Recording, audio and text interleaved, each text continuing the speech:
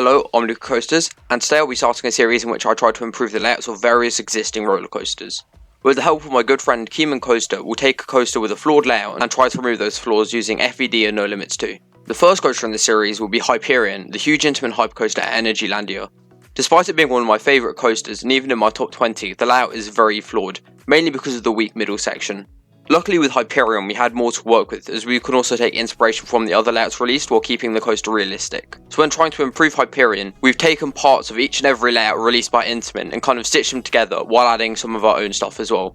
The first major change we made was actually to the trains, changing them to 2 across, and this was for 2 main reasons. Firstly because the 4 across trains caused the coaster to rattle, and secondly because I couldn't be bothered to make custom trains for this coaster. Instead we extended the length of the train to 10 rows like the original animations for Hyperion showed. So at the beginning of the layout we actually kept pretty much the same, as Hyperion has one of the best starts to any coaster, with the succession of the amazing drop into the huge sustained ejector hill and the subsequent twist and dive. And without a space we couldn't have done much better than what was built ourselves. Right after the twist and dive is where the changes start to become apparent. Like the original we included a Stengle dive which banked to the left.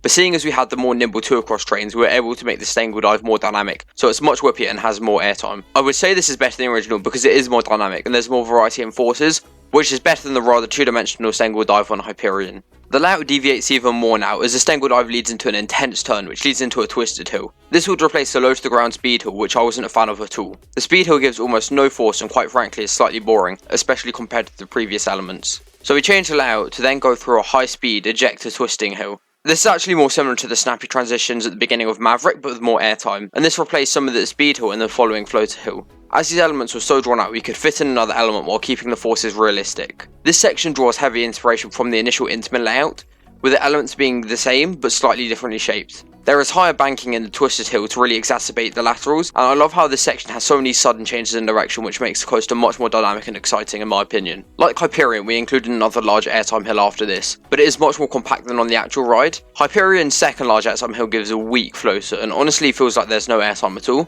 but seeing as we have less room we obviously had to make the airtime hill more compact, hence giving it a stronger airtime. And this hill actually has ejector, unlike what was built. This hill is shaped more like the first hills on Skyrush, as it means that we can make the hill smaller while also providing strong and sustained ejector, which I think is a vital part of the layout, as I think that the ride really needed at least 2 good moments of sustained ejector to really make it elite. We kept the overbank after this hill, like on the original, however we made it much smaller so it actually provides more force. We made this element focus on positive, seeing as many people complain that Hyperion doesn't have the best positive forces. The turn on the original loses a lot of speed, so making it smaller also helps to keep up the pace, improving the final section in general. After this, Hyperion would enter a speed hill and then a Stengle dive, which are 2 lackluster elements. And seeing as at this point our rendition has so much more speed, we decided to include a larger twisted hill, this one focusing more on the airtime than the banking. We then kept the following overbank, as it is quite fun on the original, and there aren't many other ways to turn the coaster around in the footprint we had to work with. We also kept the low to the ground turns after, but we made the banking more pronounced so that they'd be whippier and making them more intense. However, we replaced the twisted hill with the normal airtime hill, seeing as the layout already had 2 twisted hills, and this allows the airtime to be much stronger as well. We also kept the next hill the same, as it's one of the best moments on the coaster and the powerful ejector on it is amazing. We then also changed the entrance into the brake run. We made it so the brake run is on a slope so there'd be stronger and more sustained airtime going into the brakes, making the finale to this coaster slightly better. So there are all the major changes that we made to this coaster. The main aim was to make a more dynamic ride with a greater variety in force, as Hyperion didn't have too much variety in force, and it didn't really feel dynamic either. The 2 across trains really allowed us to take advantage of it, but unfortunately they would have slightly lower capacity. We also wanted to fix some of the dead spots on the ride, most significantly the return trip on the out and back section of this coaster, which I think we did well, drawing heavy inspiration from Intamin's first iteration of the coaster, seeing as the layout was so loved by most enthusiasts. Surprisingly, we didn't alter the ending too much and focused on making it slightly more intense, which I think we succeeded in.